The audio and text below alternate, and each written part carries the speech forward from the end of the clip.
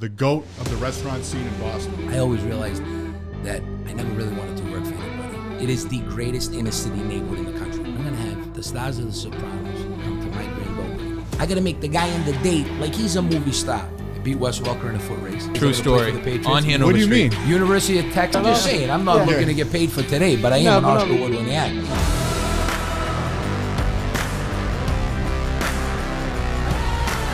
Welcome to the Behind the Rise podcast, hosted by the Perrina Brothers. My name is Angelo, and I'm joined by my brothers and business partners, Lucio and Valentino. On this show, we will speak to successful local, national, and global entrepreneurs, as well as discuss lessons we learned in our 15-year career building a 9-figure organization. We're in the middle of building our journey now and want to share with you all the wins, losses, and lessons learned behind the rise. So today we have a very special guest.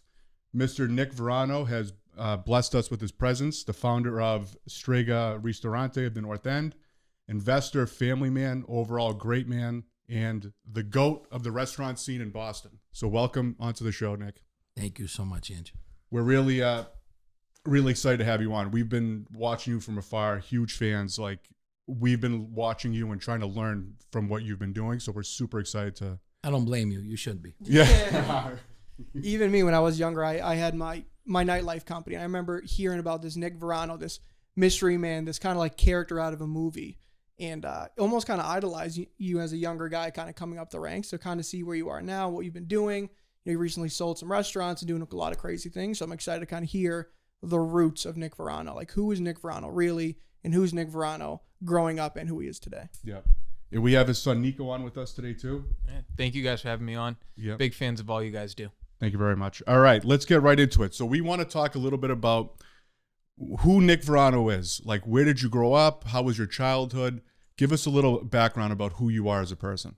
All right. Tony Bennett said it best, right? Where do I begin? So I was a little overweight, actually a lot overweight. Italian kid, son of immigrants. My mother and father came here very young. My mother came here pregnant with me. 19 years old, we came to the North End. So I went to school in the North End. There was about 13 or 14. Then moved to East Boston. My uncle Victor opened up a store in East Boston called Victor's Variety. So my mother was had a beauty shop in the North End, and then a beauty shop in the North End, in East Boston. So I went to work for my uncle Victor in East Boston, making subs, salad sandwiches. Never forget the day. It was July 2nd, 1982. I was 12 years old. And that's really where I learned about taking care of people, knowing their names, remember what they want. You know, people today and kids today live in a different world, right, because of social media. So they have no way of knowing what it was like before social media. Yep. You know, there was nothing. You had the Boston Herald, the Boston Globe, and local news to get your information. It was very important back then, and I learned from my uncles that if you remember someone's name when they come in for their coffee or their cigarettes or their lottery numbers or the sandwich they liked and wanted, and you had it ready for them when they come in, they're not going to go any place else in the morning or at night to get it. Yep. And I learned a lot from my uncles. My mother was one of 16 kids, 14 brothers, and I idolized all of them. Shit. So we had a big family. It was tough to date my mother, I guess. But I learned a lot from them. And then from there, I quit school. Really? In the 9th grade. No shit. Yeah, absolutely. I got thrown out of East Boston High in the 9th grade. I went to Copley Square High.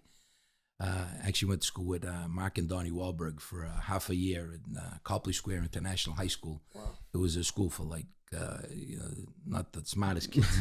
Anyway, and quit school. I loved working. I loved being in my uncle's store. 4:30 in the morning, I would open up the store. My grandfather would bang on the stairs. Ani, hurry up, come to fucking work. And there was no being sick or not showing up. Like, I never believed in.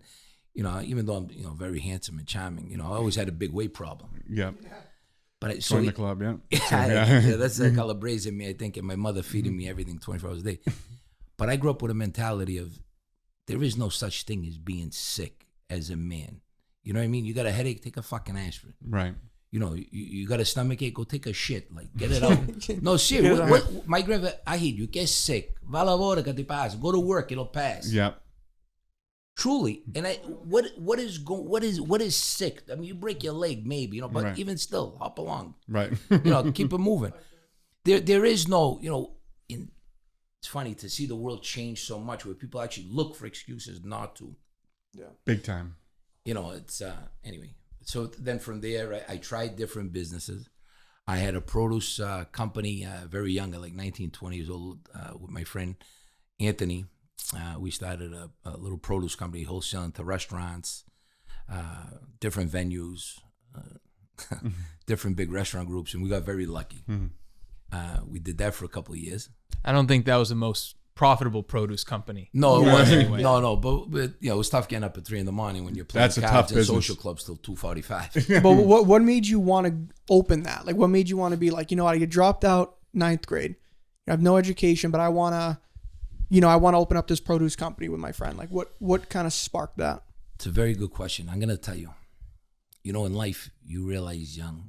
You know, today people look at social media and they see people putting up this fake shit, fake world they live in. They go on vacation. They make it think like it's their car. This is their real life, but they don't put in any heartache or when they're going through problems.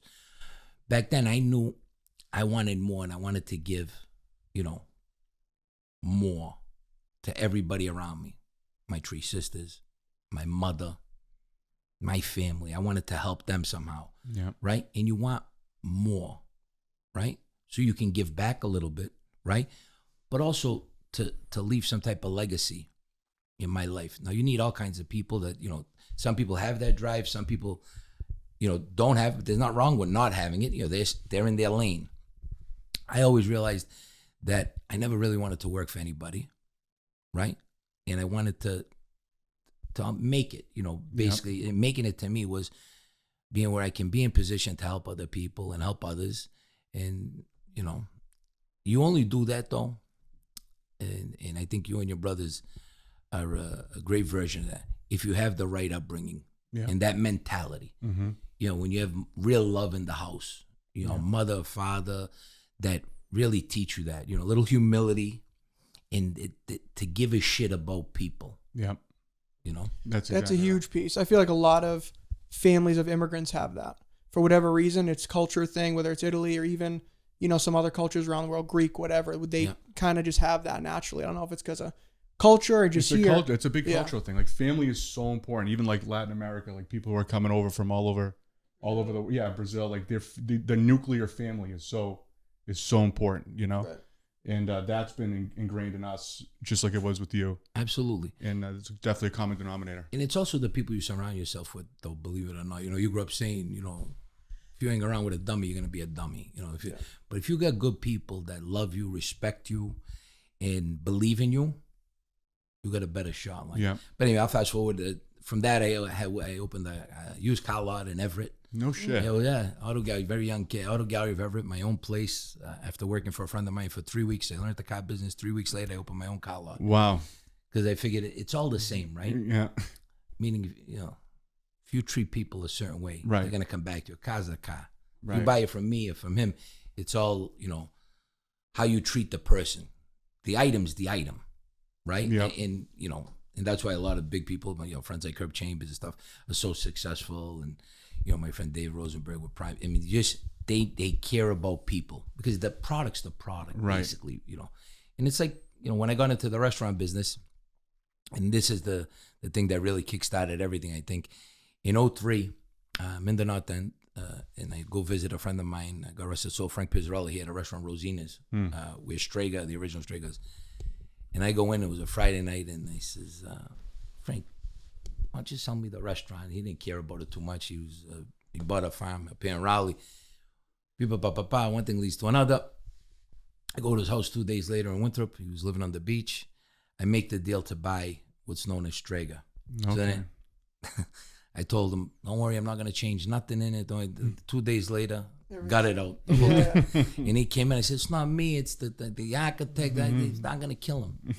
So anyway, so you're talking about a street, and unless you're from the North End and understand it. Now people come from out of town, see it, and they really, wow, right? We have a captured audience. It is the greatest inner city neighborhood in the country, bar none. There's nobody close. Not Little Italy in Philadelphia, no offense to anybody, not in Philadelphia, not in California. There is not an Italian neighborhood. You're talking about 2 streets, basically, with 114 restaurants, right? All making basically the same stuff, right? Veal chicken, pasta, pizza. Right. Okay?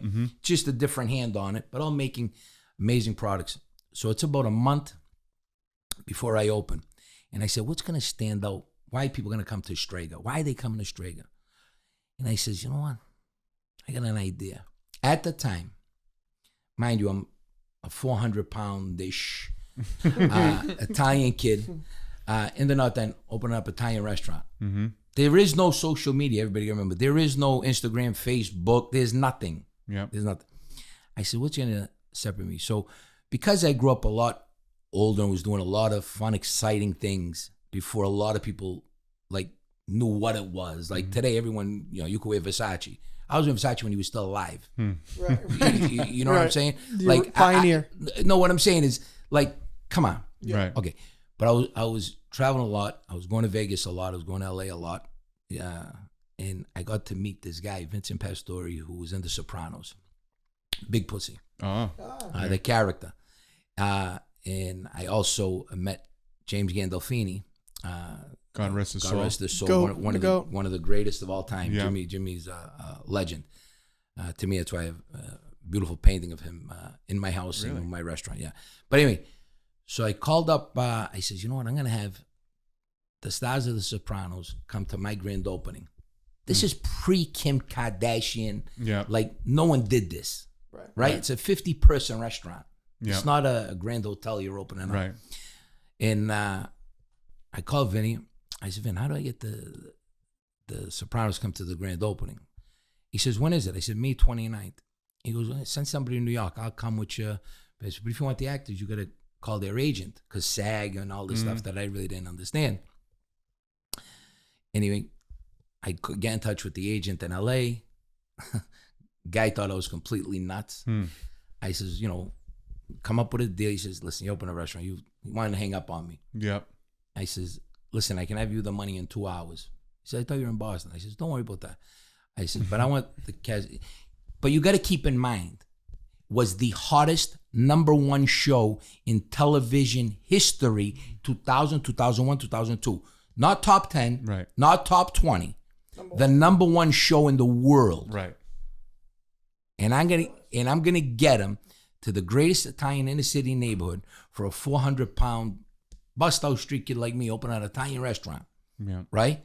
So they end up coming to the grand opening. Well, guess what? The next day it makes the front fold of the Boston Globe, Boston Herald. That's awesome. Sopranos stars visit their friend Nick Varano's North End Eatery. Wow. Huge. Huge. Yeah.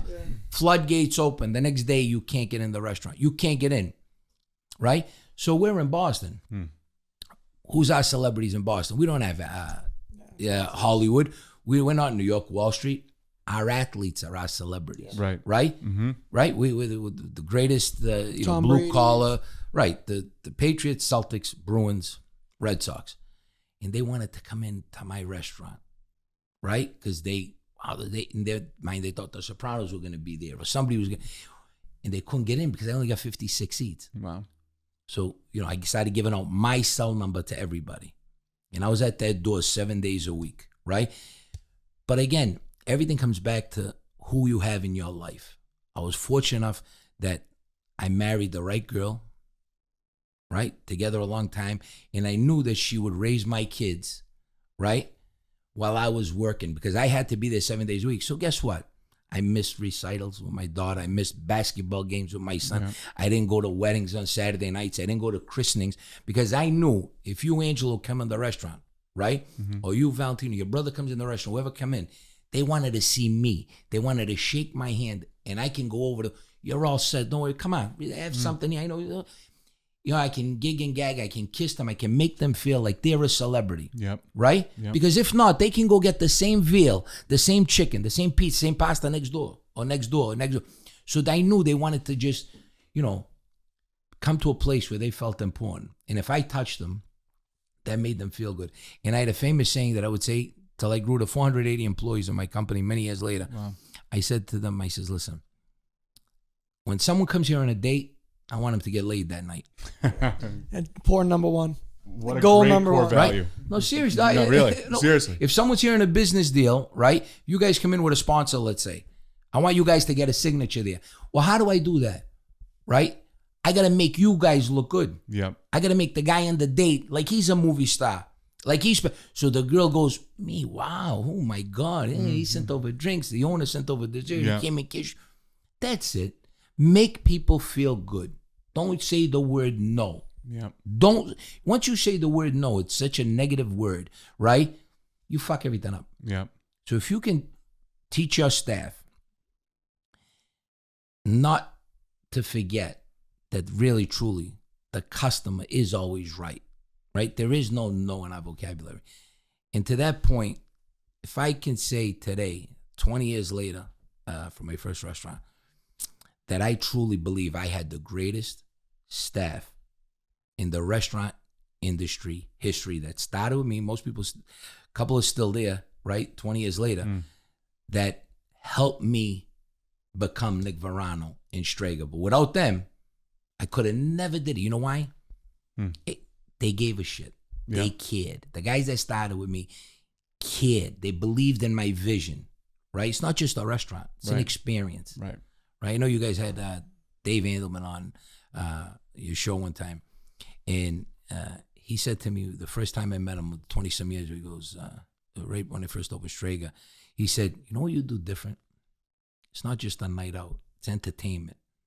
They come in, they got the movies playing. You're a character. So you're giving them entertainment and fine dining all in one, right? Because most people, they can't afford to go out 2-3 nights a week, So when they choose to come to you,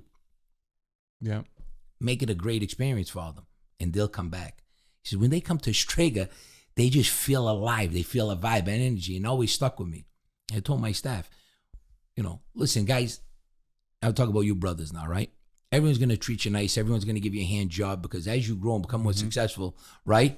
Oh my God, I got Angel Valentino coming in. They're going to help me, blah, blah. So they're going to make you feel good, right? The secret is not only to make you guys feel good, but even Joe the baker that comes in, make him feel good, right? Make them feel. And if you can accomplish that, right, you made it in life. You made it in life. Treat everybody the way you want to be treated.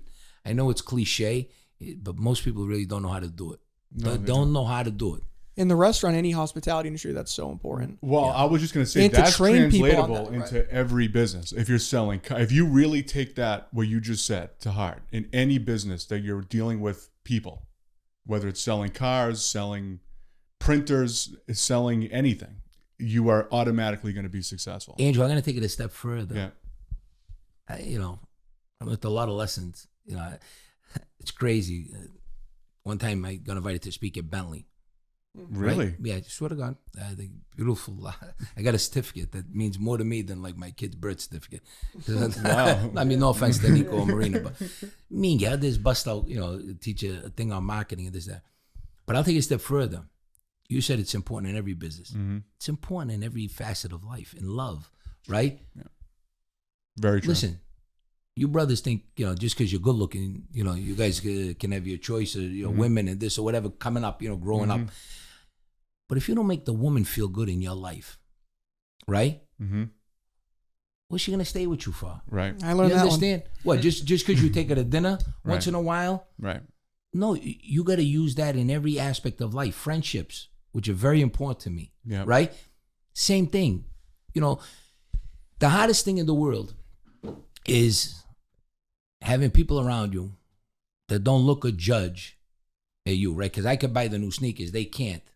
There's always going to be that little, why does Angel have a new car? Why do they have these beautiful houses? Why? I don't. But if you can put that same love and respect and how do you treat them, you'll see eventually that you'll have less haters. Yeah. You'll have and you understand what I'm trying to So say? true. You could put that in anything. Yeah, you put it in selling shoes. You could put it in selling broccoli. I don't give a fuck. Right. Right? Yeah. In anything. But if you can actually use that in every part of your life, you'll see that eventually the people around you will love you more than resent you, Right. no matter how successful you become. What a powerful lesson. I love that. I absolutely love that. And I think the thing that's most impressive about my dad is that he can open up restaurants across the world. What I find most impressive is the way he treats people. Never says no. It doesn't matter if you got $2, $5, $1 billion. He's going to treat you with the same respect he treats that billionaire, that millionaire. And to me, that's the greatest lesson I've ever learned from him. And to that point, it's not only just Nick, it's his staff. Right. I've been going to Stregas for 10 plus years. David, Eric, everyone, even from the waitresses, they've been treating me like, since the first time I got there when I was a nobody to later in life when I, whatever, you're talking across the board. That is the most impressive to me, because Nick can have that value, but for other people and staff to see your vision and then embody that is incredible. To 480 people to 10, it's insane. It's very hard to do that. Right. Like as you scaled, which we're going to get into now, like, so you had your first location, like how did you recreate that magic everywhere? And I know, we've been following just from afar, like seeing everything. I remember you had the huge opening at Prime. Was it Strega Prime? Yes. And that was like a huge Jamie Foxx. Like, how did you go from the one location and then, kind of bring us through that? And then how did you carry those same values everywhere? Because you can't be everywhere at once, right? It's a very good point. Yeah. I know you guys are very entrepreneur style people, right? You guys have amazing restaurants, you have property, you have the NutriMeal company. Yeah. Actually, I need to join that. I think. Yeah, we'll talk about I'm that, gaining yeah. the weight back. Yeah. But anyway, now you guys have the podcast. You guys, are out there doing so many things. And it's hard because people still want to talk to you guys, right? When you're negotiating a deal, when you're doing something, they want to talk to people. Again, I give the credit to the people that I had around me, right? And I'm not embarrassed to say, without the staff that I started with, right? And, I'll name them because they deserve all the credit. At the time was very few. I had a Chef Sal, I had Joey at the door, I had Carlo, my waiter, Carlson Cardi, Giovanni, all people, a girl Vanessa that's still with me 20 years later, that cared about the place, cared about me. And I wasn't one of these owners that, if you came in and started working at Strega, if you were down the street working at a different place, you were making $200 a night being a server, they'd be like, oh no, put on another server, they're making too much money, or this or that. No. I wanted you to make 1,000. What do I care? As long as the people are happy. Right. And they cared about the place, and those people allowed me to grow. So you see how I grew. Right, but Nick, like those people, they're with you for a reason. Like it's not just that they just. So we feel the same way about our staff, right? But like you did something with them that they believed in you, and then they stuck with you through everything. Through thick and thin. Truly, thick and thin. Very lucky. But you talk about a key word that's not used enough in my life means everything. Two things. It's funny, my daughter said to LeBron James one time at a dinner in L.A., he made a toast, Rina, to your dad, Nick Varano, at the place Wally's in L.A. after the game. And he asked, how do we thank your father? Because I had done something nice for Bron and those guys. And I have a great LeBron story for you after. And Marina goes, you just repay him with loyalty, right? Wow. And I feel Perfect answer. And I feel that my staff had loyalty to me, and I in turn had loyalty to them. If they needed help or they needed anything in their lives personally, anyway, I was always there, and they were always there for me. So we do The Sopranos. Next day, my whole world changes, right? I get a call, the Red Sox call. David Ortiz wants to come in. Someone answered the phone. Sorry, we're full. I get the phone. Come in. Well, in those days, having David Ortiz here at this table, Paul Pierce, Antoine Walker at this table, going back then, right? Tom Brady, people calling you, can he get in? Wow. Well, guess what? Me, everybody wants to be there. Yeah. Everybody wants to go to the place to be seen where they're at. And I got very lucky, and we had at the time an amazing mayor in the city of Boston, God rest his soul, Tom Menino, who I love and respected so much. And he became a friend and a customer. And the godfather, in my opinion, of who created what you guys know today as the Seaport, right? Which is I call it the Las Vegas of Boston. Yeah. Right? It's the Seaport. It's sexy. It's okay. Sleek. Yeah. Sleek. It's unbelievable, and all those developers down there have done an incredible, amazing job down there the last 11 years, 12 years. I get a call, 2009, by Mayor Menino. I'm sitting in my restaurant. Nick, Mayor Menino. Hey, man, how are you? What's up? What can I do for you, sir? He says, my friend's going to call you in 10 minutes. Don't say no to him. Go see him. True story. So I says, okay, who? He says, Mr. Joe Fallon. Joe Fallon calls me, and I consider him the master architect of the Seaport at the time. He built the first building down there when they were all parking lots. I mean, everything you guys think you know and see today, 12 years ago, did not exist. It was junk. On 3 streets. It was Right. parking lots. That's how Frank McCourt actually financed buying the Dodgers, by leveraging that land, Right. and got a loan from Fox. Finally comes out of litigation, that property, right? Anthony's Pier 4, Danish family had a litigation with the Pritzker family out of Chicago. It's in litigation for almost 30 years. Wow. Finally, people don't understand how this works. This is prime waterfront real estate in Boston. Joe Fallon starts building the first building. I go down to meet him. He says, where would you like to put the first restaurant down here? Now, there is no restaurants down there. There is nothing except Anthony's Pier 4, which was closing 4 months later. Jimmy's Harborside, which now you guys know is like the Del Fresco's legal. Okay. Yeah. They're closing. There's no restaurants down there. I remember Nobody. I used to go pick up fish because that's when we Yeah, down the fish pier. Yeah, Stavis and North Coast. It was all just nothing. Nothing. It smelled like fish. Smelled everywhere. like shit. Yeah, exactly. Yeah.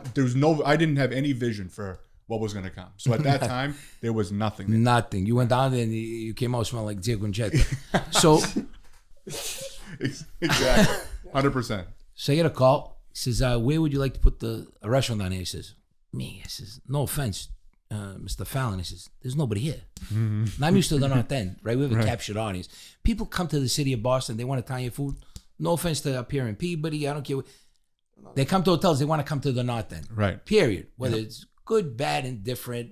It's just they want the atmosphere. They want the culture. That's why as young kids, you guys came down there. Right. You want to be feel like you're part of something, right? So you came to the North End. Yep. So I go, I says, Joe, I says, all due respect, Mr. Fallon. He says, nobody here.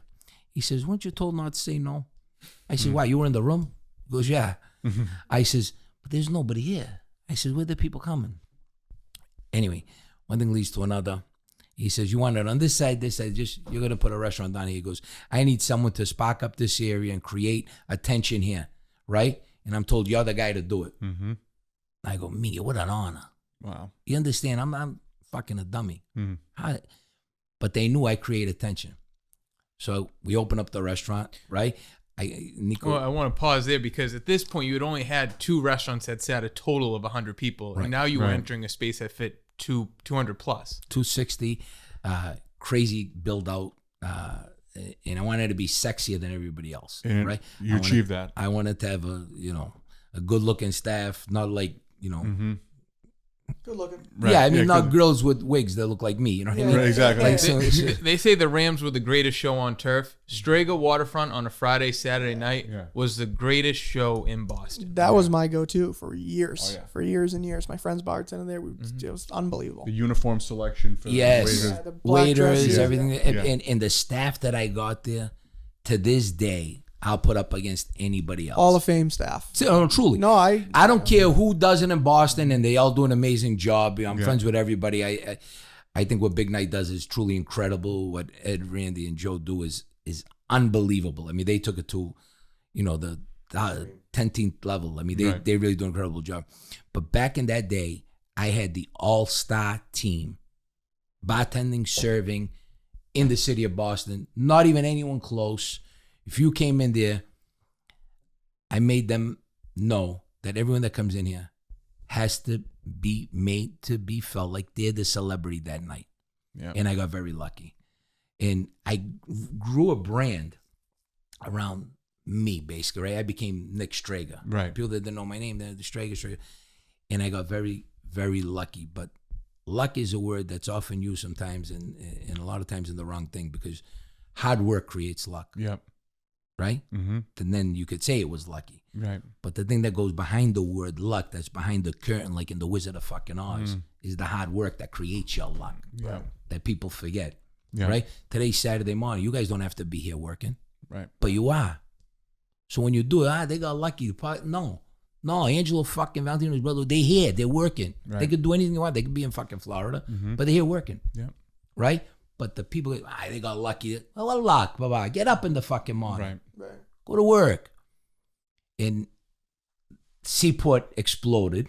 Big time. Right? Beyond belief, right? They went from 700 a square foot to over 3,500 a square foot. And it just went crazy. And again, timing. Yeah. But building the relationships in the city, right? And the word that's I love, and stay tuned because I'm going to do some amazing things soon enough with this word. It's called access. When you have access, right, you have everything in life, right? Yeah. And I learned that when, I won't mention who it was, but a Boston billionaire, when they called me and asked me for a favor, right? And says, can you get this one, please, who's another billionaire, right, to meet this person at an event because he wanted to show this person he was with that he couldn't get it done. Impossible. This billionaire calls my phone, and I said, no problem, it's done. What do you mean? You ain't got to call it? I said, it's all set. I'll see him Friday night. That Friday night, I mean, this person meet the person that he wanted to meet. Wow. And I learned that no matter how much money you got, if you have access, you have the power, right? Yeah. And I was like, man, kid, everybody, you can have anything in the world, but if you don't have access, what do you really have? Yeah. And I realized that I had some access to a lot of things that other people didn't have. Yeah. And it became very powerful. And I think that's a word that's not used enough. But when you have, like, there was a time when you can call me for anything. And there was nothing I couldn't get done one way or the other because the people on the other line knew that if they came to me for anything, whatever it may be, all you had to worry about what was the question. Yeah. Because the answer was always yes. That's awesome. That's a great lesson. So now, okay, you're at Seaport, right? That's blowing up. It's like the place to be in Boston. Seaport's growing around you. Now, what was the next step? So now, at that point, you wanted to grow the brand further. Yes. You have this momentum, looking for another location. And then where's the next spot? Great word. Momentum is really big. When you got momentum, you got to learn to ride that wave. Exactly. When you're playing blackjack, you're getting hot. Yeah. You got you got to double down. Right. That's another thing we can talk about later. Yeah, you got to know when to double down. But so then, again, through at a young age, traveling a lot, being around different people, I was going to L.A. and I like that lifestyle type. Before it was popular to L.A. and do all these things, and I met a guy. He's 87 years old. His name's Lou Wolf. He was owner of the Golden State Warriors at one time, and then he owned the Oakland A's baseball team. Wow. And his story is amazing. From St. Louis, 80 years old. We became great friends. We'd go to dinner at 5 o'clock because he liked to go to dinner early. I'd pick him up. Great guy. He becomes an advisor of this company called Sunstone Investments. They buy hotels all around the world. They had bought in the Park Plaza Hotel, the Sunstone Investments. People that don't know, the Boston Park Plaza is most keys in Massachusetts. 1,300 rooms, biggest union hotel in the city of Boston, in Massachusetts. Calls me, says, hey, I'm just an advisor on the thing, but they bought a hotel in Boston. Would you like to put a restaurant in there? I says, I'll go look at it, Lou. I go there, I see it, and they gave me the keys to the place. Basically, they needed attention. They were going to spend a couple $100 million redoing the Park Plaza, right? Their ADR was like $39 a night. It was going to go to like $200, so they needed to create attention. Right. So I said, all right, Nick, whatever you need, we want you here. Wow. They didn't want a big, Morton's or Del Frisco's or one of these type places. We want you here because we know you're going to bring attention to it. And I, at the time, I think it was ahead of my time, I opened up what I believe to be one of the most sexiest restaurants, lounges, where to go before you go to the nightclub, where you could stay there all night. And I had a grand opening party there that the city of Boston to this day has never seen never done. I mean, I had Mary J Blige, Jamie Foxx hosting, Cool and the Right. Gang, and everybody, but you couldn't get to the party. You couldn't get into the party. You couldn't get there. There was no, because Boston, we don't do that stuff. Right. But I did. Right. Because I know I needed to, commit to my commitment to them to make this a world-class place because they're spending all this money there. And we did it. And, from there, then I opened up another one and I said, let me try the suburbs. Strega Prime with the Cummings properties. And again, having the Jersey boys there. Again, Tony Sirico and Chaz Palminteri coming all my events like it was nothing. Who was doing that? I think one story you should tell if you want is the Bill Cummings story, because obviously another billionaire in real estate. He's a tough cookie, I heard. So Bill Cummings, amazingly smart man. His story is unbelievable too. So we're doing the deal with Mr. Cummings, and I'm in the office with him. And mind you, I don't play off this, but you got to realize when you're in the room with smarter people than you, right? And I realize that, not maybe because I'm uneducated in that sense, but I'm good with people. Like I can read people pretty good. And he was a brilliant man. So we're arguing and hassling over the price of the place. Yep. Right? And the delta was $300,000. Okay? So he wanted $300,000 more than what I was willing to pay. Yeah. So I'm in his office. I go, Bill, come on, stop it. I said, stop. You're a billionaire. I'm a bust out.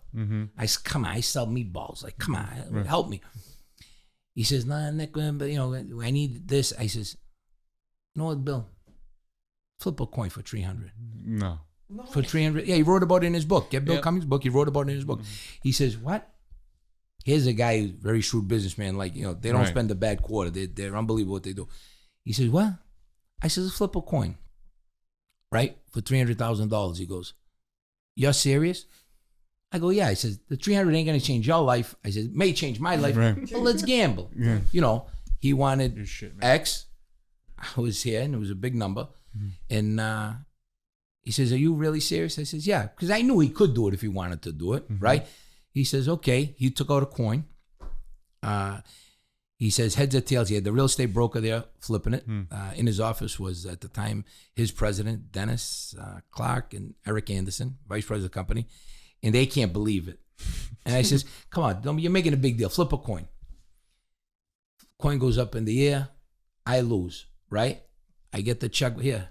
I said, it's all set. You win. Here's the deal. Let's go. He goes, I said, no, I keep my word. Wow. They still talk about it at Cummings Properties. Yeah. It was the craziest thing they've seen. So we flipped the coin anyway, and that Strega Prime obviously becomes a big hit. And And you built it in 21 days. I built it in 21 days. What do you mean? We were there. You had 3 weeks. Me and my son, the last couple nights there, we actually slept there the whole night doing construction. I wanted to get open. I got to make up this money. Exactly. As you guys can understand, building place. Right now we're in that moment. Yeah. You got to open up. You got to start generating some revenue. Exactly. And the rest is history. And then from there, I'm sure we'll get into me selling it and all that. Yeah. So that's the next. So that's kind of recent, right? It was 2020. Yeah. Time that one like a motherfucker, huh? Yeah, right before COVID, Bell and Ice. So you know how sometimes I made it in life. So I've been very fortunate to make amazing, real friendships and relationships in life, and meet some really interesting and unbelievable people. Like things I've been able to experience from the restaurant business, where it came from, to the friendships I built with some, high-profile people, are really incredible. Yeah. So, company comes in from Ireland. They say, listen. Yeah, they were the new partners. The new partners, they want to come in and they want to buy restaurant groups and brands, right? They want to jump into hospitality. They had already owned all the Smith & Wollensky's across the country. So they owned the Smith & Wollensky brand. They wanted to focus on hospitality.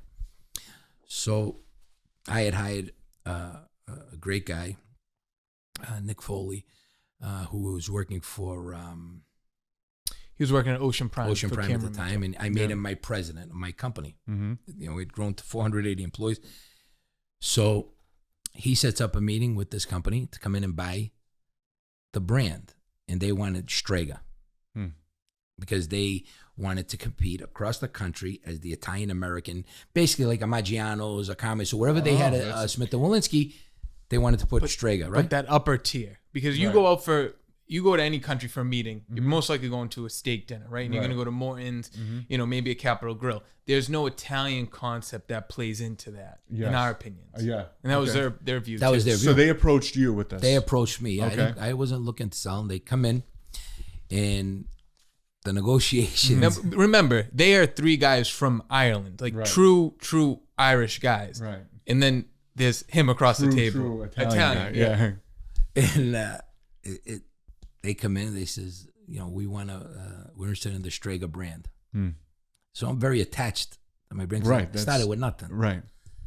So we come up with a deal, and it kind of happened really quick. I took the guys out a few nights, and they did a lot of due diligence. They went in every restaurant. And real quick story, you're talking about, having love for your staff and respect because of what they did to me. So one of the deals on November 11th, I get an email from them. We're all set. The lawyers come to an agreement on the price, on the acquisition, on what stays, what doesn't. And they bought the 3 big restaurants. Yeah. Right? All the revenue from those, and they wanted to own the Strega brand. Yep. Okay, we come to an agreement. On November 14th, I send them an email saying, the only thing I ask you got to keep these 11 people. You can't move them. You can't get rid of them. Yeah. They've been with me since the day I started. So send it back, and they says, like 3-4 days later, because they would come in and do hidden research, like meaning, sending people to meet everybody and not tell them who they were. And they says, we can keep like 9 of them. We can't keep the other 2 for whatever reason. I send back, thank you so much. There's no sale. Wow. Because I knew now I'm going to just have the north end. I couldn't hire them. Where am I going to put them? I don't. You got 56 seats now back again, right? Where am I going to put them? And I says, well, thank you so much, but if you can't keep all 11 people that have been good to me, there's no sale. Wow. The phone rings automatic.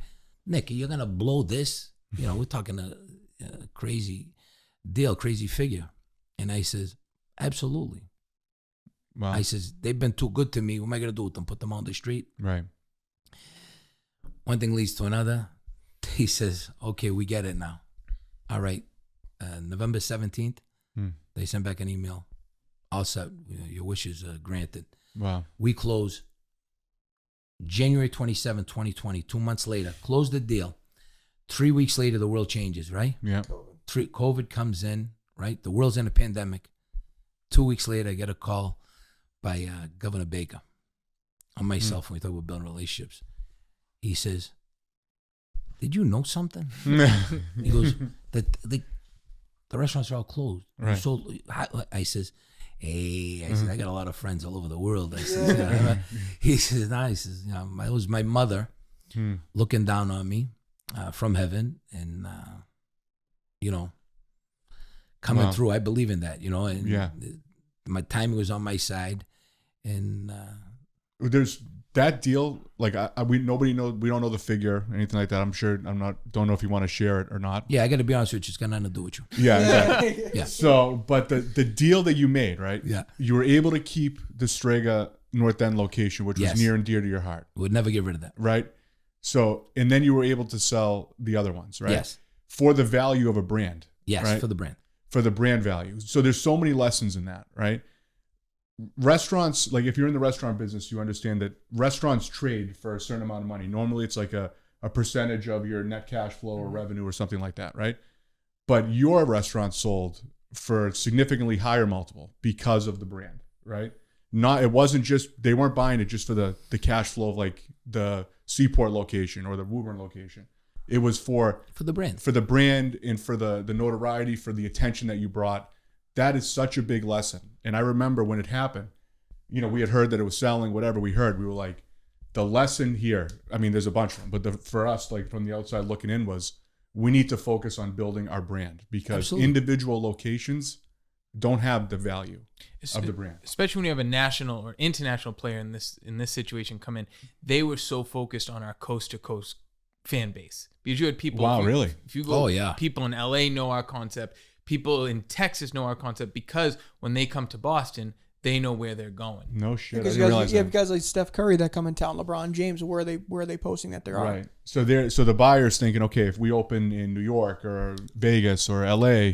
And again, they were also aware that I had 4 or 5 deals. I mean, past LOIs in LA, in Las Vegas, right? That I could have opened up at any time. Yeah. You know, fast forward now to, you know, a few years ago, you know, being the only outside independently owned restaurant group Right. in the Encore Boston Harbor.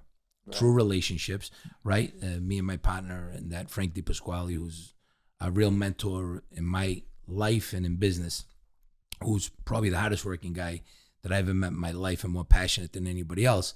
We partnered up with the Wynn Group and Encore to be the only restaurant group that's privately owned inside the casino floor, along with Big Night with all the amazing things they do. Yeah. Because typically they keep all the restaurant space in there for the reason. But we got fortunate enough, again, relationships, Right. access, being able to do that has been unbelievable. Yeah. How did that come to fruition? What, Fratelli? Yeah. Yeah. So through relationships, again, from being in Las Vegas for years, right? Being in the casino environment for years, having a great reputation in Boston between Frank DiPasquale and myself. The president at the time was a friend and called a meeting at Strip. And I said, can you come down, give a talk to you? He says, if there's an opportunity, we'd love to put the restaurant in Fratelli. We'd love to have the Italian restaurant, Fratelli. And at the time, they were looking at like groups out of New York, big names. Yeah. Cow groups. No, right? Cipriani's for the Italian And they concept, were doing also their own Italian which was concept Sinatra's. right at the entrance Oh, as really? well. Yeah, It's in there right now. Yeah, it's actually closed now, but yeah, it was. Yeah. Right at the I entrance. was gonna say it wasn't too busy from what I saw. Yeah. So he says, I'm going to Vegas. Then he was going to Macau. He says, I'll bring it up to the corporate guys. I said, well, you guys say you want to bring Boston to the Encore, right? Right. We're Boston. Right. It doesn't get more Boston, Right? Right, Yeah. exactly. So one thing led to another. Maybe about 3-4 weeks later, come down and say, we have another dinner. And they said, congratulations. You guys have the restaurant in the Encore Boston Harbor. Wow. Now I want to pause there because you got one thing about my dad is he started going to Vegas when he was 19, maybe 18. Before I was old enough to gamble. Yeah, going to Vegas his whole life. Then started 150-person restaurant. Right. Now he has the keys to a restaurant in the first large casino in Boston, Mass, his hometown. With the greatest brand in casinos. Right. Steve Wynn. Right. Exactly. And he has the keys. He was in the building while they're building it. And at least in my opinion, for somebody like him who grew up in casinos, who grew up Italian, who grew up loving restaurants, it's the perfect situation. It's like a full circle moment, kind of. Exactly. Yeah.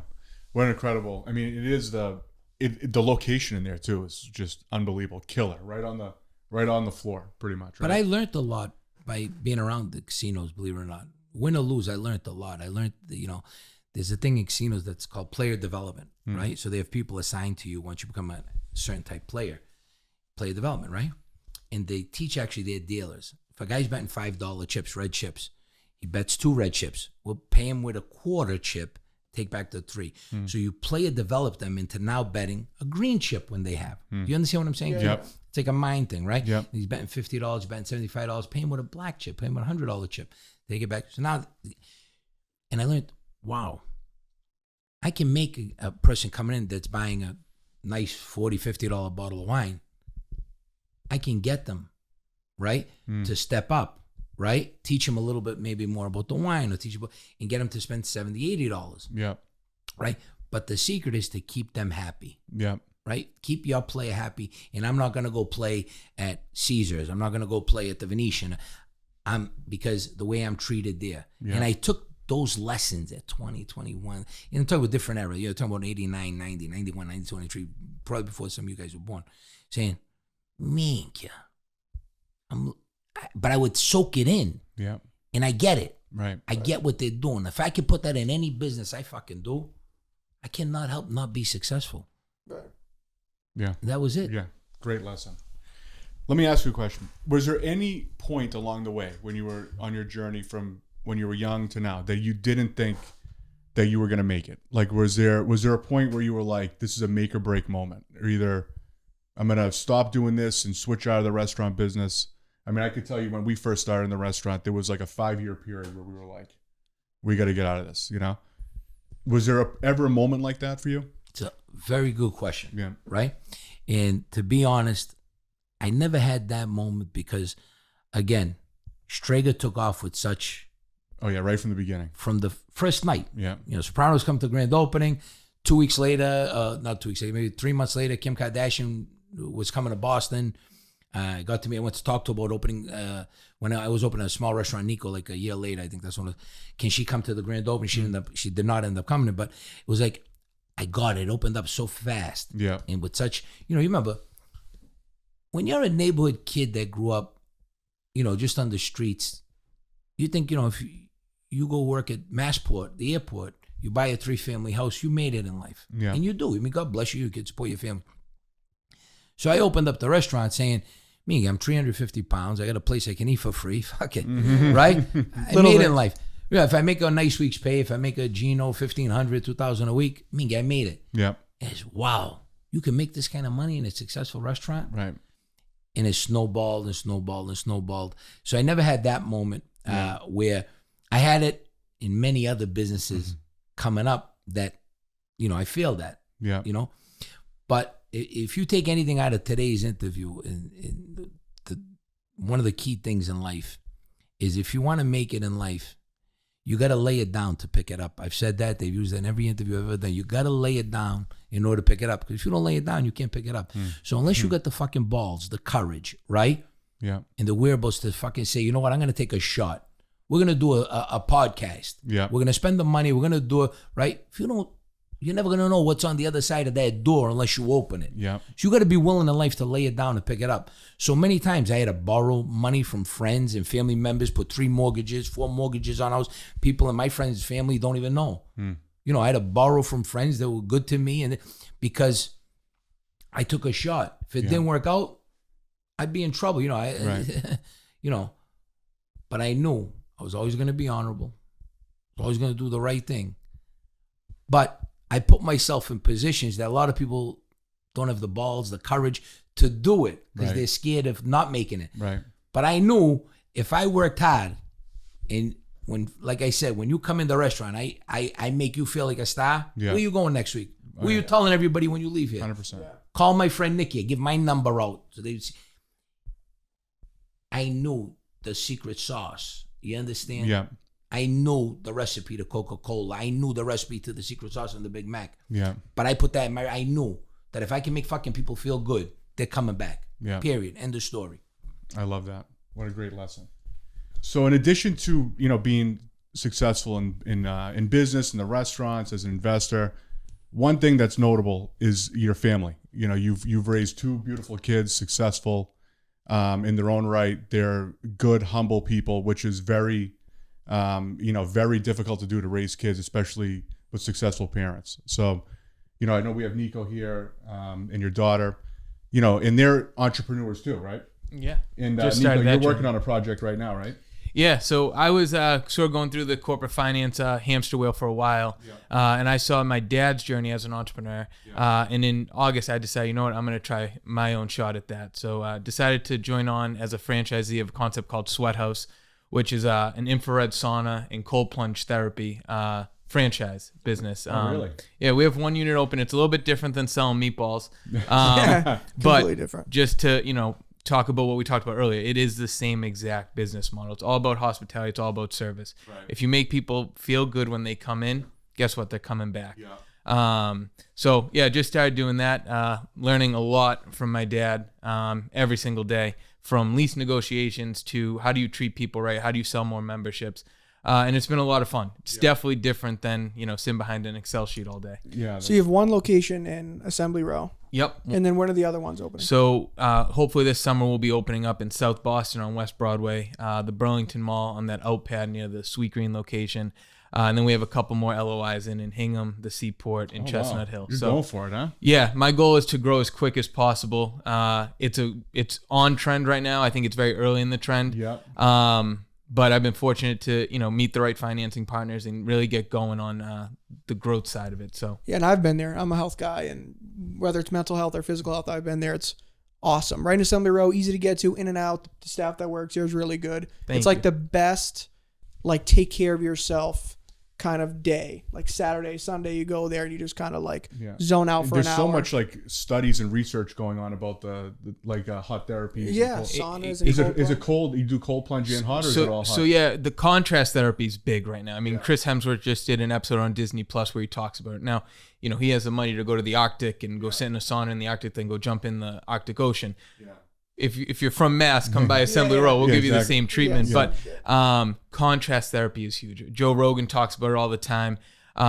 It is easily the hottest trend right now, and that's why I wanted to get in early. I'm actually the first franchisee in the nation. So got lucky knowing the guy that started it, Jamie Weeks. He is an Orange State franchisee that's done really well, and I'm just trying to replicate elements of his playbook and then elements of my father's playbook, and try to create a concept here in Massachusetts that can do really well. Yeah, that's awesome. Very smart. Yeah, I think it's gonna do awesome. And I love the idea that you're going for it hard and fast. Like, you believe in the concept, you have all the lessons from your dad and for everything. Just go for it. It all comes back to him. When he started Strega in 2003, and we're coming up on the 20th anniversary, late May 2023, he put all the chips on the table. Yeah. If it didn't work, going to be a lot of headaches to figure out. Right. But he went for it. So this is my way of going for it. Yeah. And if it doesn't work, I'm fortunate enough where he's given me the opportunity to make a couple mistakes. And I think what I've learned in my life watching him is he's made sacrifices along the way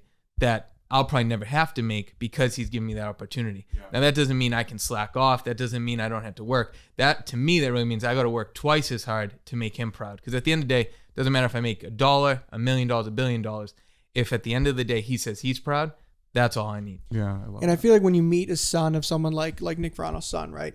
The judgment on you is so fast. They're like, because they're expecting you to kind of almost be pompous, right? And then when they meet someone like you, they're like, wow, complete opposite. You know what I mean? Like the complete opposite. And same with Marina too. I met Marina when I was in high school, and she was like the sweetest girl on the planet, and she still is. So humble. Even the way that she talks about you and your father, and even your mother. Your mother's like the sweetest lady of all time. It's incredible. It's like really insane. It all goes back to family. We're all extremely close, but our dad, my mom, they gave us the cards, and it's up to Marina and I to play the cards the right way. I gotta tell you, like, as a father, right? Like, I have 3 young kids right now, right? And I see them. My son is 8, or he's gonna be 8, and then my 2 daughters, 5 and 3, right? They are, when I tell you, spoiled, like bad, right? Like right now, like when you like iPad, like you can't take anything away from them. They want it. Great kids. Like, don't get me wrong. I'm not saying anything like that, but I worry about that as a father. Like, how do I raise them in such a way where they're not going to expect everything to be handed to them and make them work for it? Like, is there any kind of secret to that as a father? Yes, there is. There truly is. Your belt? No, yeah. I'm the that wire? I'm that old school type of nushkaf every once in a while. But it's funny. There's a couple things that I get very emotional talking about. My mother, one. Forget, I can't even say it. She was my world. And my kids, especially. I raised them in a way, and again, I give all the credit to my wife, Michelle. Because while I was working, she was 24/7 hands-on. And I taught my kids, when you walk in a room, and I'm there, you get up and you shake Valentino's hand, you get up, you shake Angel's hand before you come to me. Yeah. And you said, hi, how are you? And then you look in their eyes and you make sure, then you come to me. The first time you walk in a room and don't say hi to them, right? I swear to God, it's not gonna be good, right? I says, and don't ever forget, right, the blessings you have. And when you talk about, I remember getting asked this in 2007 for a Boston Magazine interview. They said, what do you want to be remembered at? I said, the only thing I care about, is that, when I'm gone, that they say, they're walking down Hanover Street one day, my kids, and long after I'm gone, your father was a good guy, right? That's it. I did a good job with my kids. And if I tell you, my daughter Marina's not here today.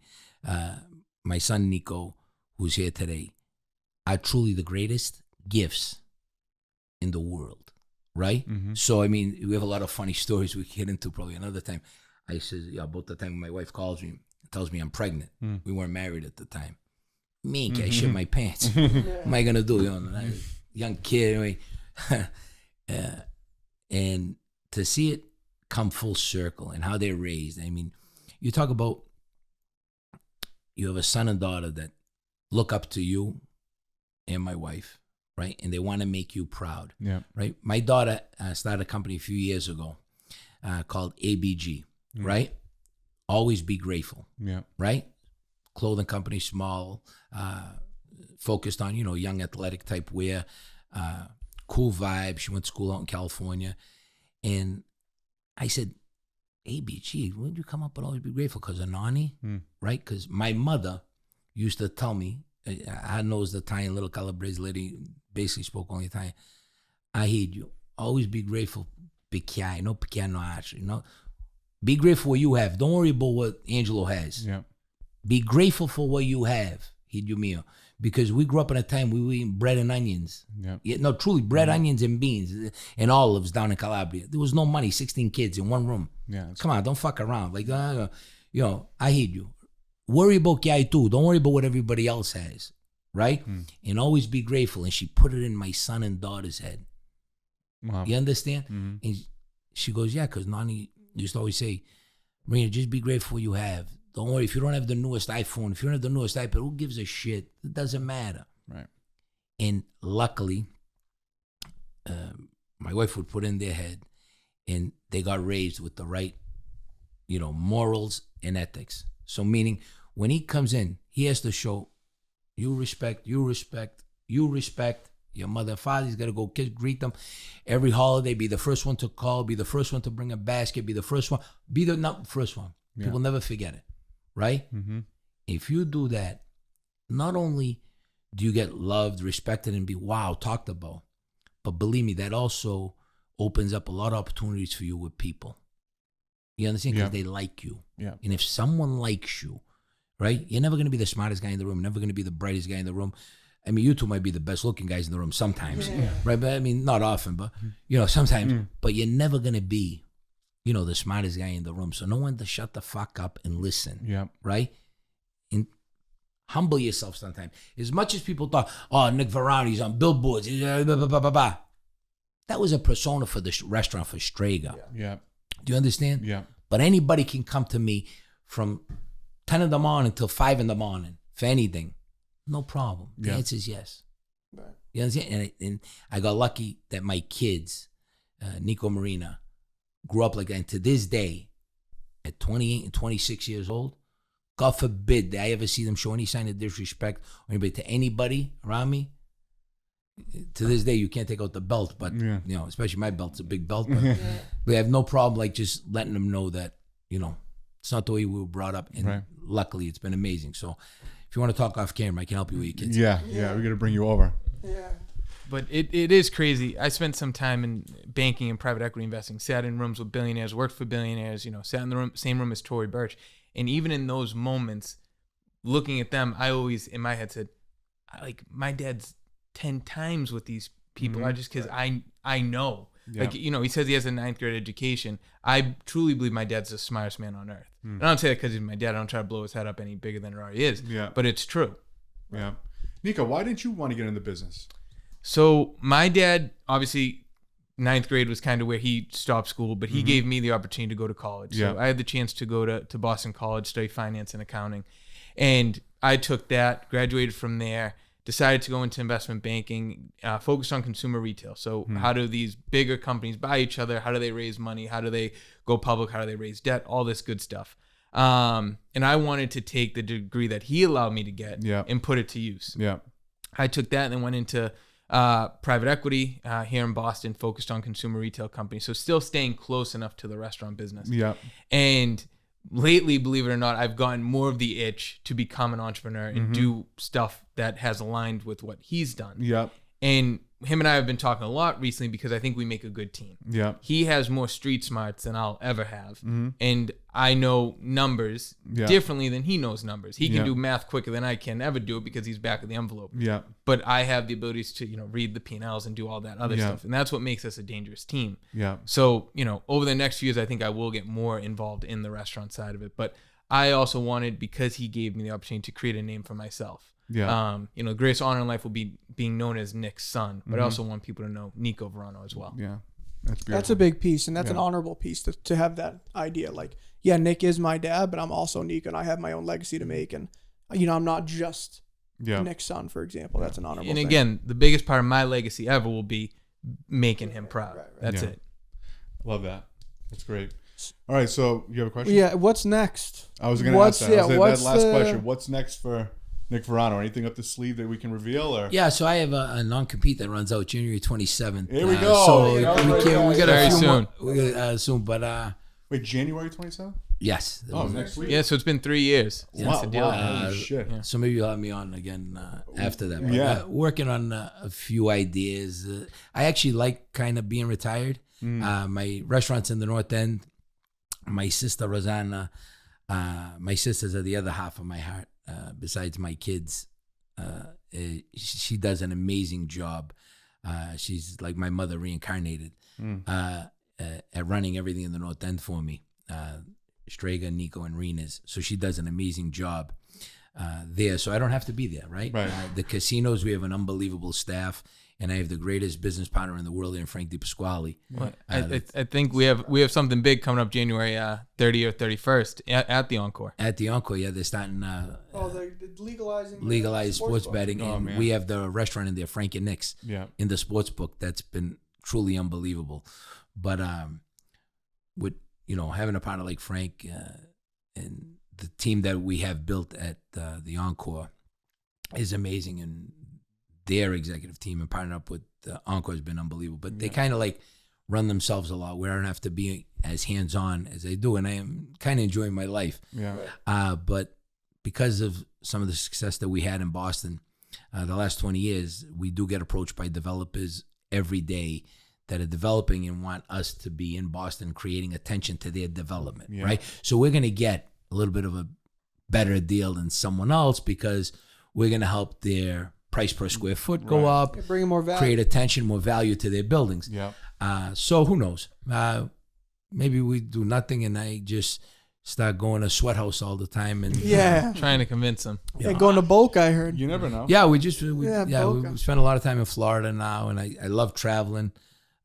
Maybe I'll try to get into shape.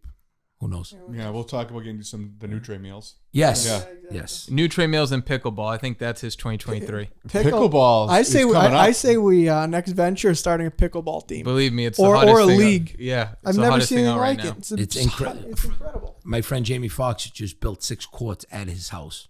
What? In his house? At his house, he came up with a paddle company, pickleball, paddleball company. But in his house is a beautiful house in California, huge piece of property. He built the most amazing 6 or 7 pickleball courts there. I mean, and I'll tell you a little secret you don't know about me, right? A lot of people don't know. I've never had a drink my entire life. Never tasted it. You're kidding me. Never had wine. Never had vodka. Never had a beer. At my wedding, I toasted with ginger ale in the glass. Never tasted it. Never had a. We had a top wine list. One of the top wine lists in Boston, recognized by Wine Spectator at Strega Waterfront. I think 1,600 different bottles at one time. I wouldn't know the difference between Barolo and a grape juice. You had to bring on that sommelier one time, we had a right? That you hired. Yeah, You're yeah. like, what am I paying? I said, what am I paying you for? The grapes. But anyway, I never had a drink in my life. And also that in my weight class, I call it under 5'9", over 300 pounds. I'm probably top 5 basketball player, Really? ping pong player, Someone water told me about the skier, ping pong. Yeah. water skier, and snow skier in the country. Top 5, under 5'9", over 300 pounds. Yeah, he'd And go any in one of the those. first round. It's an elite. going It's to an the elite First class. round pick. I'm going to the first round, Well, yeah. what's Wow. interesting is Governor Baker just got that new NCAA job. So my dad, obviously 9th grade, he had like 4 years, maybe 5 years of eligibility left. Yeah. So he texted Governor Baker, video of him shooting free throws, goes, Governor, I'm ready. Whatever I got team 4 you need to years put of me on." eligibility. You're shit, man. That's But- fucking yeah, that's hilarious. awesome. Absolutely. I love that. We got to get some ping pong going. Yeah, I know. I'm Or pretty some good. basketball, yeah. I beat some pretty famous people in some sports events. People. I beat Wes Welker in a foot race. One of the fast guys True ever to play story. for the Patriots. On Hanover What do you Street. mean? University of Texas. Would you he tase ran- him when he was running? No, he ran the 40 and I think 4.4 at the University of Texas. And I made a bet with him on something that I lost. Yeah. So I paid him. I said, I want a chance to win my money back. He goes, what are you thinking? It was him and Matt Light in the restaurant one night. This goes back to like 04, 05. And he says, I'll race you across the street, a North End block, it's maybe, I don't know, like a couple hundred feet.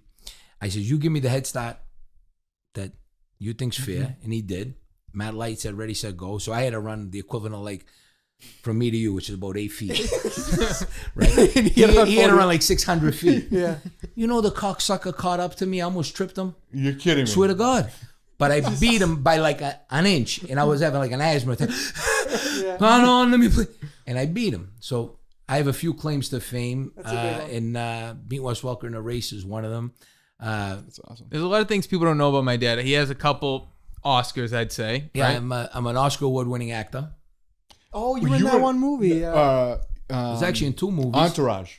No, I was in 2 movies. American Hustle, where I played Robert De Niro's bodyguard. You talk about, you understand what the restaurant business did for me? Think about it. I'm an Italian-American kid, right? Robert De Niro, Al Pacino. Yeah. Like, those guys are like, people had pictures of like Farrah Fawcett to snap it to, or Mariah Carey in their first album cover. She's beautiful. De Niro and Pacino were hanging in my room. Like, they were like, Italian-American, like, through the restaurant business, I become friends with a guy and the director of American Hustle, and before that he did Civil Playbook Lining, David O. Russell. Calls me down. He says, Nick, I'm in Boston. I'm doing a movie. Fast forward a month later, he says, hey, Nick, come down to the set. They had a set in Woburn, Mass. And it was the only day that De Niro shot American Hustle with Christian Bale, Jeremy Renner, Amy Adams, Jennifer Lawrence. And I'm in the room. And he introduced him. He goes, Bob, say hi to a friend of ours. Nick Vrani plays all your movies in the restaurant.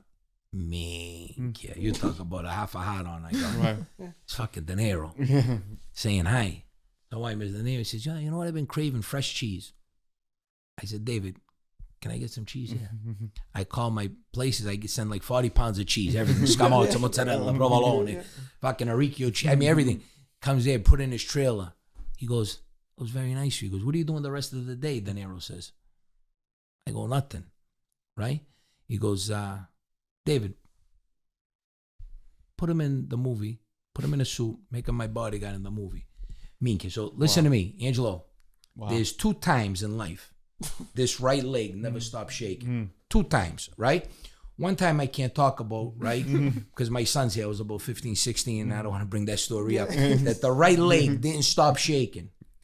This was the second time. Wow. When De Niro says, put him in the movie, he says, but you're going to be here 15 hours doing nothing. And I learned when you shoot a movie, you work for like 1 minute, do nothing for like 10 hours, then they do another minute. He says, can you hang around? Anyway, I do it, right? The movie wins Movie of the Year. But that's not why I think I should have an Oscar. The movie also won Best Ensemble Cast. So you're part of that. What the fuck? You're part of the No, ensemble. I'm just saying, I'm not looking to get paid for today, but I am an Oscar award-winning actor. Wow. Christ. Those are great. Holy little De tidbits. Niro. We could do 3 more hours of his stories. And I know. I want to get into like any celebrities that like any like gossip. What's so impressive is the same stories he has with celebrities is the same story he has with the kids he grew up with. Yeah. And to me, that's the most amazing thing about him is that no matter who he's with, it's always going to be a good time and there's always going to be laughs. Yeah. It's funny. Me and my daughter, a couple of years, I got very lucky to build a relationship, meet a lot of celebrities, right? So-called celebrities in life. And I always get asked, who's the one person, you wish you could have dinner with? And for me, it's always first my mother again. If I could have dinner with my mother. But obviously Frank Sinatra comes up and who's your favorite celebrity you just said that I've met? There's too many to mention. The ones that I've built really strong family ties with, really family ties, are probably from the celebrity side is probably Jamie Foxx, Lionel Richie. They become family friends. In a lot of ways, people have no idea. From the athlete side, and Mark Wahlberg also, by the way. Mark Wahlberg has been a mentor and a friend for many, many years. We actually had his 50th at my restaurant, a private party a few years back, 2 years ago. Amazing, and to see what he's done with his entrepreneurship. No, he's a monster. I mean, he's incredible. So those are the probably the top three as far as celebrities. Athletes, I'd have to say, built friendships that I've been fortunate enough to meet and have some incredible stories. Tom Brady, David Ortiz, probably top two in Boston. And then when KG was here and Paul Pierce were here, we were together every night. A couple great pictures and stories of them just in the restaurant, you know. Yeah. I call it the Big Four when it was Ray, Garnett, Paul, and myself. Yeah, you were the fourth. Yeah. Paul Pierce is a legend. Coach Belichick's another very dear, low-key friend. There was, What's he like? Yeah, he's actually very funny and just a great guy. When he talks to you, he looks at you in your eyes and he cares about what you're saying. He's super smart. My dad called me one night, goes, you got to get down to the restaurant. The 4 greatest minds in sports are here. I said, what are you talking about? He goes, just come. I walk in. He goes, can you believe the 4 greatest minds in sports are here? Joe Torre, Bill Belichick, Tony La Russa, and Nick Varano. We had like a 7-hour dinner. Wow. Just us 4, just talking That's shit. the interesting thing about restaurant owners, right? Like if you have like a billionaire or like a car industry owner or whatever, but then you have a restaurant owner, I feel like people are always drawn to the restaurant owners. Yeah. Because they can whatever talk reason. to anybody. Right. And that, Yeah, you know, being in the restaurant business, like it gets like people are like, oh, you're crazy to be in the restaurant. It's tough work and this and that. It You gotta is. have passion for it. You do, and it's rewarding. I think it's the most rewarding because you get immediate satisfaction. Like when you're helping a customer at a table, they're happy. They have, like you said, they come in, you make them feel special. You feel great. You know? Angel, see how you and your brothers are? Yeah. I'm sure there's a million other things now that you know the secret to business a little bit, right? That you guys could do that could probably make you a lot more money than Nutrimeal. I'm not saying that you probably guys make a fortune with it. God bless you, right? But you're passionate about the food industry, passionate about health, right? So you do it with love. Right. And when you do anything with love behind it, that you give a shit and care about it, right? It's going to be more successful and it's going to be more rewarding, like you just said. Yeah. Great lessons. All right, guys. So I'm going to literally go back and take notes on this because I don't know. I hope that everyone listening got as much value out of it than I did because literally if you take the lessons that we heard here today and you apply it to your every facet of your life, not just your business, you are guaranteed success, you know? So 100%. I hope our people are going to get a ton of value. I can't thank you enough for coming out here on a Saturday. I know you have plenty of things you could do, be all around the world, but chose to be here with us. And maybe Really one day we'll appreciate hang it. out in Boca or Marco Somewhere. Island. Yeah, someday. and we're rooting for you guys too. We know you guys got a lot going on, new restaurant opening soon, Yeah. so we're definitely rooting for you guys as well. Yeah, we're trying. You Thank know, you. if you don't lay it down, you can't pick it up. Yeah. You got to be willing to lay it down. Yeah, that might be, Costa. That might be the title of the episode. Yeah. Lay it down. Lay pick it down and pick it up. All right, guys. Thank you so Thank much. you. Thank you, you guys. guys. Thank That's you a so wrap. much.